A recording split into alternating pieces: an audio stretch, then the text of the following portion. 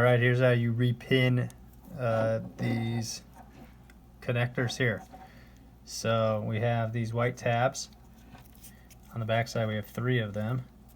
You can push that forward. So push like that. And you'll notice they're now recessed.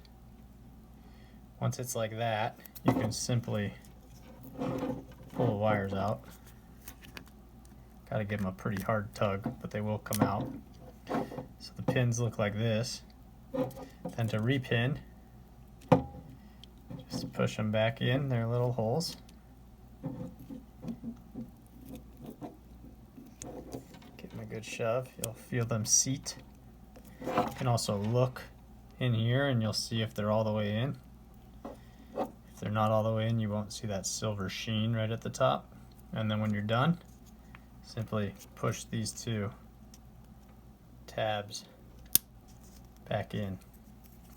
So to recap, simply push those tabs out, pop the white retaining clip, pull the wires, push the wires back in, and then depress the white retaining clips. And you're all pinned out.